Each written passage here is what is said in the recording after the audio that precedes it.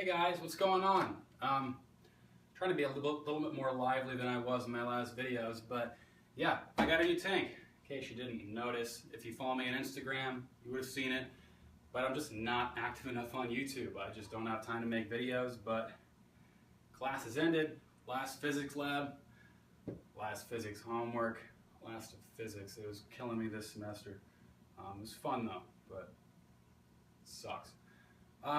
But yeah, now that I have time, here's a new tank. I got like 10 new fish. I got more fish coming in. It's really exciting just filling out a tank like this. But yeah, as you can see, it's huge. This is a 150-gallon tank, and I upgraded from a 75. And even though it's 2 times bigger, the thing looks like 4 times bigger. It's ridiculous. It has such a presence in my room, and it's not too big. Like, I thought it was going to be too big. It's the perfect size. I mean, now that I have a 150, I look at my 75 and I'm like, what the hell is this? Like, it's so small. Probably because it's so short. And that's what I want to get to. I was stuck between a 125 and a 150. A 125 was $200 brand new. A 150 was $500. 125 is this tall. It looks like a coffin. And I'm not disrespecting anyone who has a 125. It's just my personal preference. The 150 to me just looks so much better. It's like a widescreen TV versus like having a TV that's like this tall, you know? It looks kind of weird. And yeah, the added height is, I mean, down the road, you spend $1,000 on fish or something. If you're gonna fill out a tank like this and you're gonna fully stock it with high quality stuff, expect to spend $1,000 on fish, plus, you know, hundreds on filtration and shit like that. But like, spending an extra, actually it was an extra $200 because the 125 was $300. So an extra $200 to increase the height by like 8 inches and increase the gallons by 25. That's totally worth it to me, because down the road you're gonna wish you went with a tire tank. And everyone says they don't use the water column. Well, look at them right now. I know I'm right here, but I watch them when, you know, I'm not around. I peek around the corner, they don't see me. And they're using every freaking inch of this tank. So I don't want to hear that, you know, BS. They don't use the entire water column, because these guys are free swimmers. They're swimming around filter intakes. They're swimming all around here, making loops. This Pheno, like, does a freaking marathon in the tank every single day. I mean, these guys don't use territories. They don't go in the caves. They just swim back and forth and back and forth. So the added height, yeah, they use it. Don't tell me they don't. It's well worth it. I mean, just look at this thing. It's beautiful. And I have high standards, and I usually hate the shit I have. But I'm happy with where it's at right now. I mean, you can put taller rocks in there to give it a lot more dimension, too. I mean, there's just so many more options. And it's like a 220, but 18 inches wide, you know? It's 30 inches tall. So, highly recommend a 150. If you can afford it, fork out the extra $200. Get the same stand you would for a 125. This is what this thing was. And just get it, because it is so worth it. And if you're thinking about upgrading to a larger tank, not sure if you have the space, just do it. I mean, obviously some people don't have the space, but it was well worth the money. I mean, everyone just gets along so much better. The territories are so much better. It's so much nicer looking. It's easy to keep clean. It's easier to maintain too. I mean, I don't do nearly as much maintenance on this thing. Water change once a week, 50%. Use this power head to push all the poo over here, and use my Eheim Quick Vac to vacuum it all out. But yeah, that's enough with the tank. I can go over the new fish, go over the filtration, give you guys a basic rundown of what I'm running. So, let me just take this out real quick. You gotta have one of these for a big tank. I mean, this thing's like 6 feet tall. So, there we go. Give you a tour of the top of the tank too. So, story behind this tank. Let's move this up so you guys can see the fish a little bit better. There we go. Nice. So, story behind this tank. So I bought the tank for $500, brand new. Don't buy a used tank unless it's like bare bottom prices. Make a friend. I know a guy who works for Ken's Fish, who sells tanks at wholesale pricing, and the prices you can get these things at are just so much. They're so close to Craigslist prices. Like actually $225 for a 125, $300 from a retailer. I didn't want to drive down to Massachusetts to pick this thing up from Ken's Fish, but if you live in the Mass area, Ken's Fish, I'm pretty sure gets it for $225, just picked up, straight up. You see 125s going for like, I don't know, like 250 bucks, 300 bucks on Craigslist. It's a rip. Just buy them new, buy from a good retailer. You don't have to reseal it, no bullshit. You know they're clean, no scratches, no nothing. Just paint the background, you're good. But yeah, tank was 500 bucks, well worth it for a 150. If you want a 220, not that much more, wait for a sale. I've seen them going for 625, ridiculous. Just stands are much harder to come by. So, story about the stand. This is a solid oak stand, and I found a guy selling a 125 with this stand on Craigslist for 400 bucks. I just wanted the stand. I didn't think I'd get anything for the 125. I thought I'd use for like growing plants or something. But went ahead, gave him 400 bucks for it, took it home. 125 was brand new. Receipt was under a month new, under a month old. So I took the stand, bought a 150, went ahead and went to pick up the 150. And I brought the 125 with me to see if they would want it, and they did. So I cleaned it really well, and I brought it in, and they offered me 175 bucks for it. So what I actually did is I said, oh, you know what? You guys pay, what, 150 for those Fluval 406s? I want one. Just give me it straight up. So I traded a used 125 for a Fluval 406. So essentially for 400 bucks, I got a Fluval 406 and this solid oak stand. Breaks down to 200 each. 200 bucks for a solid oak stand built by a carpenter, and this thing is damn nice. I think it's a pretty good deal. I'm very happy with it. So, yeah, that's the basic story behind it. Now let's go over some of the fish I got in here. I just don't want to take this camera off the tripod right now. So we'll go over the setup afterwards because I got to take the camera off. I don't want to put it back on when you guys are watching. So you can see from Trevor, we got this ivory head Mloto. He had a lot better color. What actually happened is I put these guys in here and there was an ick outbreak, so I put some copper in there. Long story, please don't say salt and heat is better, because I've studied the osmoregulatory process of these fish and it just does not agree with that at all. So yeah, got a wild caught ivory head Mloto. You can see my bicolor right there. And all of these new guys are from Trevor O'Shea, by the way. Keep that in mind. This guy is the best retailer I've ever seen, ever dealt with. I mean, top notch. All right, so let's see if we can see another one. Just giving you a pan of my tank. You can see the flametail on the bottom. Let's try to tip this, you know. That's not gonna work. Might have to take this thing off, so bear with me. Shaky hands. Not my fault. It is my fault. So one of the new guys is Pheno. He was a sub-dominant in Trevor's tank, showing female camo or female coloration.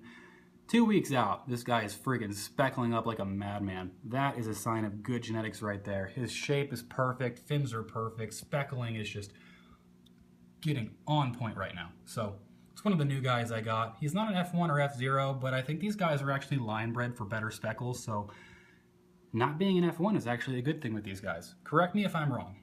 This guy is a wild-caught Ngara Flametail. Super stunner. That sounded totally lame. I don't know why I said that. But this guy is photogenic as hell. His red is coming in like crazy. He looks awesome. Let's see if we can find another one.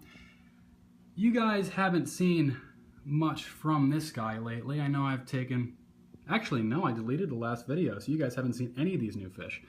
So yeah, this guy is actually new to you guys. He's an otter point. He's really nice. He gets nice and black when he gets pissed off, which is really cool. And about 3.5, 4 inches long now. Got him at about 3. So he's growing really well. This guy is a wild caught from my last order. He's a wild caught Midnight Huseri, sub-dominant as well. I don't know if he's going to color up in my tank, so I may have to take him out, put him in the grow out, wait till he colors up, and when I put him back in, he should hold his color real well. I've never seen a fish lose his color in my tank. I have just seen them not gain it. So we have to experiment with that. But yeah, he's going to be gorgeous. All of these fish I got from Trevor. They're from the same lines as his breeder fish, so they have the same genetics, or similar. So they should be showstoppers. And these guys have little flat bellies because I haven't fed them yet today. They usually eat like pigs and they're starving. That's why they're so crazy right now. Let's see if we can find one. All right, here is the blue neon. This guy is a tank boss. He chases. Blue neons are supposed to be wusses apparently, but this guy is an exception. And he's gorgeous too. F1 from Trevor. Can't thank him enough for this guy. He's awesome. Yeah. Azureus, one of the new guys to you. This guy is the nicest Azureus I've ever seen, aside from Trevor's breeder. His lines, his fins, his colors, everything is perfect. When he's relaxed, those black dots go right away, and he looks like a fully colored adult. Yeah, he's just an amazing fish. He's going to be a stunner. Yeah, speechless, no words. Thanks, Trevor. Here is a Sunshine Benga, not coloring up very well because I have two Sunshines in here, but in a bigger tank they grow much faster. So, gonna keep them in here, feed them a ton, get them nice and big and fat. Here is the Maleri Sunshine. This guy is about 3.5 inches, maybe same length as the Otter Point, I'm not sure. He's not coloring up crazy right now, but he should come along. So, yeah. Here is a ruby red from Trevor as well. He did not breed this guy, but he just got him in. Offered him to me at a good price. Move, Flametail. We know you like the camera. But yeah, he's gonna color up real nice, get real big. He holds his own in the little tank, or in the big tank. The little fish hold his own in the big tank. So yeah, here is my other ruby red from Southeast Cichlids. I won't purchase from anyone besides Trevor, normally. But I would purchase from Southeast Cichlids again, because look at this guy. Gorgeous. Amazing lines, amazing barring, amazing coloration. It's permanent. This guy does not color down. I've seen him stress to the max and he does not color down. This guy on the other hand kind of does, you know? But it just seems like the pigmentation on the other ruby is just deep. It's just very dark. I mean, he obviously could color down, but it would take quite a bit, and I've never seen it, and they have been stressed before. This guy could stop playing in the current, that'd be great, so I could take a photo or a video of him. This guy is a blue dolphin, got him from Trevor as well. Stunning, stunning, stunning blue dolphin, nice and dark. He's got like a purplish blue color to him with some white lips, so yeah, and I don't know why he's breathing so heavy right now. I think he was just freaking out in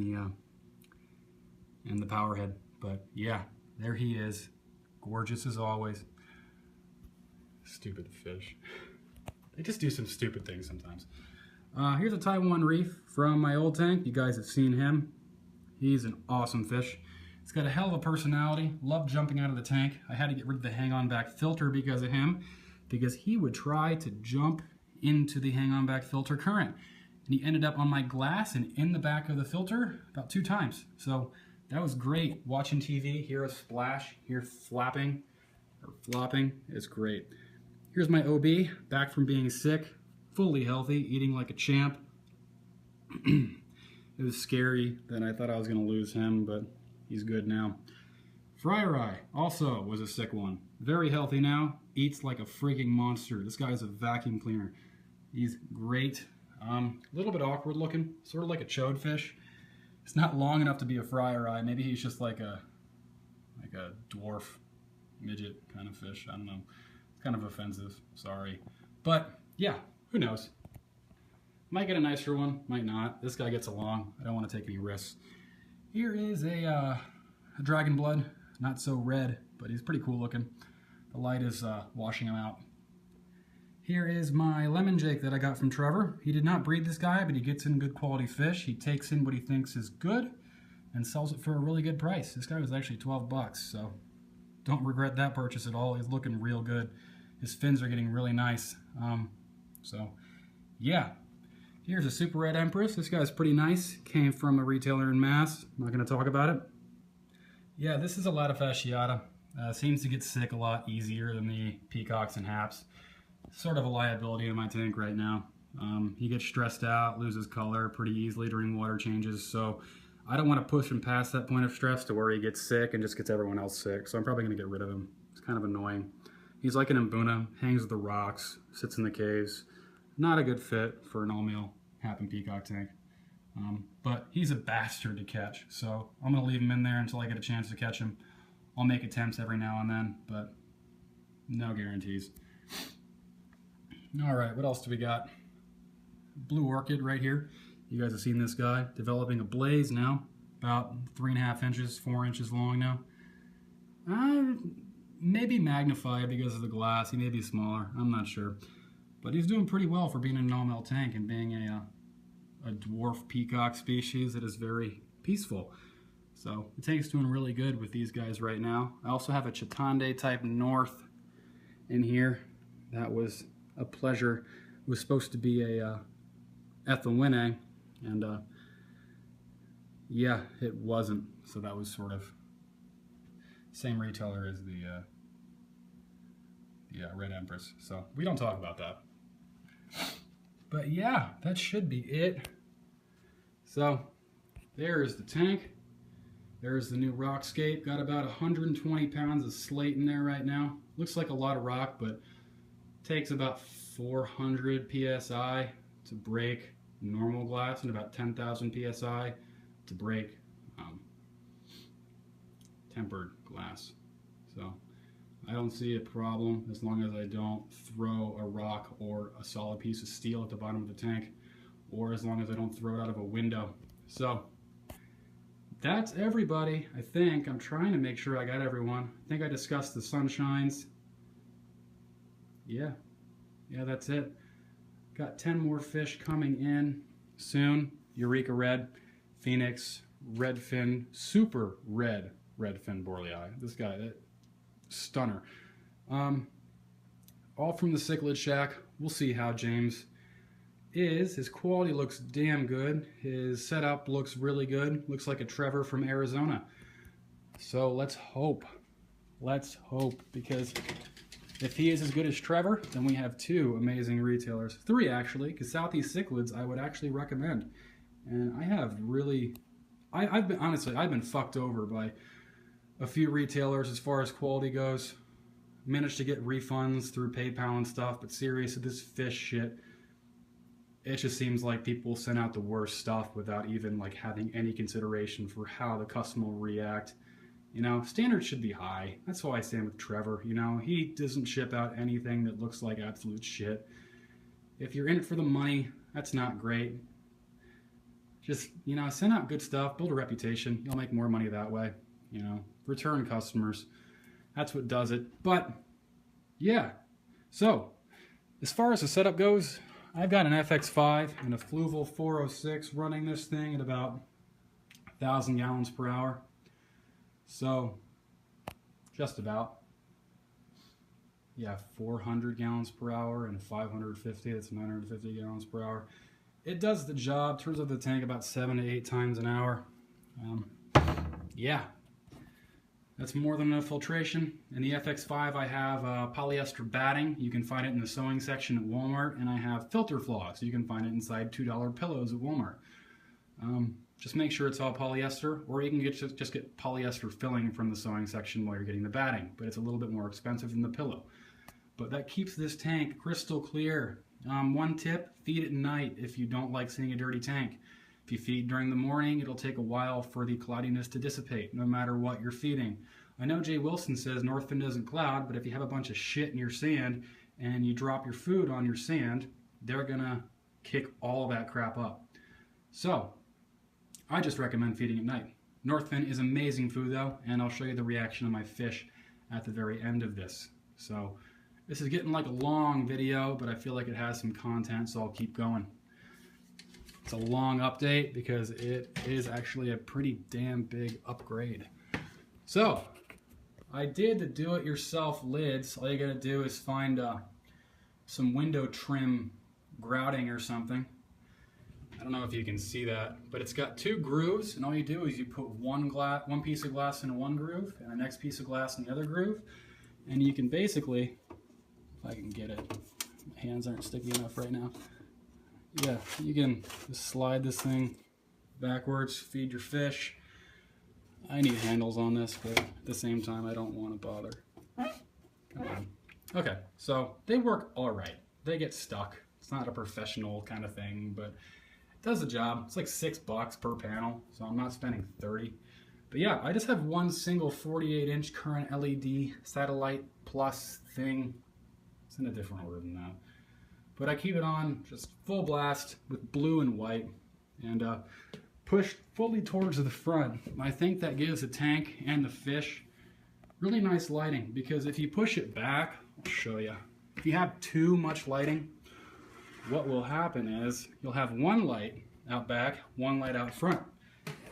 And then it totally like makes the background look gray. And I know you can't see that very well, but I just think it makes it look crappy. I mean, low lighting is the way to go with Africans, definitely. I've noticed a lot less stress with low lighting too. They don't need that much lighting anyways. They live at the bottom of lakes and the water's pretty cloudy. Like depths of like 20 to 30 meters, I think. I'm not sure. But yeah, as you can see, huge difference in the background. The background's pure black now, not gray, not washed out, light shimmering. The front of the rocks look beautiful. And a little bit of shadowing too. So yeah, that's my setup. And quick shout out to Northfin Foods. Northfin USA from Jay Wilson. I know he wants me to plug Northfin USA, not just Northfin. But, alright, let's just give you an example. I put my hand up here. This is their reaction, right? Yeah, I mean, they're hungry, right? Let's take this bag of Northfin. Cichlid formula. They're already getting excited, but watch this. I mean, they go freaking crazy over it. I mean, they recognize the bag. They love the food. They don't let it hit the bottom. Good stuff. Didn't do that with NLS. NLS also smelled like bread when you opened it. This stuff smells like fish, like the ingredients they tout on the bag. So I think just from that, it's higher quality. Fish color is just amazing. Fish health is also amazing. I don't see these guys getting sick. So yeah, that is it. That's my video. Sorry it's been so damn long, but a lot of stuff has happened. And if I didn't make another update video and I got more fish, this video would be 30 minutes long if I were to put it out next month. So that is it. Hope you're still watching. And yeah, have any questions? Comment, message me, whatever. I love helping people. So, thanks.